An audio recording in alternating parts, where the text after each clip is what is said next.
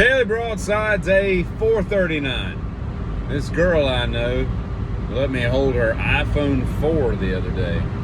She had it, I guess, because there's still like pictures and video on it, and occasionally she like powers it up somehow and looks at it or whatever. But man, if you haven't held an iPhone 4 recently, it's insane that we ever use something so minute.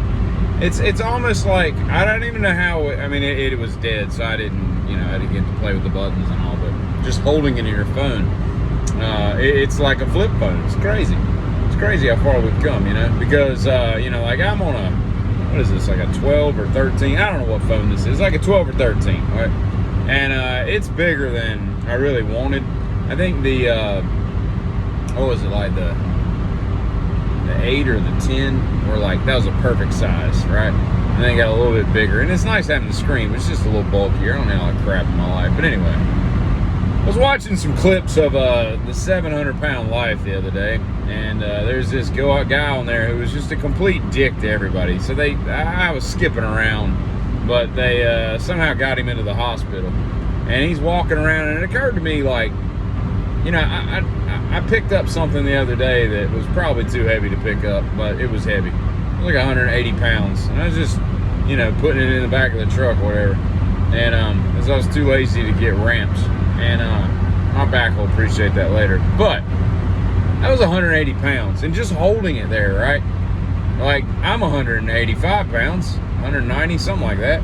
And so now I'm 360. And that dude's twice that, almost, more or less. And he's walking around. Now, I understand why they walk so, like, trudgingly slow, but I don't understand how your muscles and your skeletal system are able to even carry that much weight and even move, 700 pounds is a lot. I mean, if you just started loading, like, feed bags onto my shoulders until I was weighing 700 pounds and told me to walk across the room, that's crazy. I don't know how your heart just doesn't explode in your chest. But here's the thing, right? Like, they get him in the hospital, and he's being a dick, ringing his little bell. These lights are too bright, and I need the channel. I'm like, listen, here, buddy, what are you going to do? Come over here and make me? Anyway, I don't understand why they can't just, and I don't understand anything about starving people, but I know that people go on Survivor, and they go for a long time and lose a lot of weight, and they don't eat. Pants don't fit no more. Using string to hold their pants up and all, but why don't they just be like, all right there, Billy, you 700-pound bastard, you've gotten yourself into this spot, and now we're gonna feed you nothing but water and water. Like, yeah, it would suck, and it would be a miserable existence for a while, but if he just drank water, like copious amounts of water for an entire month, and didn't eat anything, maybe like once a week we gave him like some crackers or some pickles or something, just as a snack, like, what would happen to his body? He's not gonna die, right? Because I mean, as long as you got water, you can survive for a long time. And speaking of large people, Andre the Giant supposedly, and it's hard to tell what these wrestlers really weigh, but he supposedly weighed like 550 pounds. He was 7'4" or whatever. So he's, I don't know, he's almost not, well, he's my weight doubled and then some, right? And there's this big story about how he drank 117 beers in one sitting. I think it was 117. At any rate, I got to thinking about the metabolism of alcohol, and more or less, one beer, one glass of whiskey, one glass of wine, one shot is all pretty much equivalent, and you lose one of those an hour. So if I drink a beer, it's gone in an hour, right? The most I've ever drank is somewhere around 28 to 30 beers, and that was on a golfing trip. We started drinking at 7 a.m. and we didn't stop till about 12:30, 1 o'clock in the morning.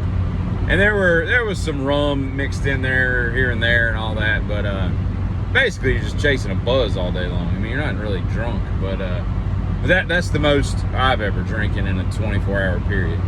And I don't understand. And that was a lot to drink. I mean, like, you have to keep drinking, right?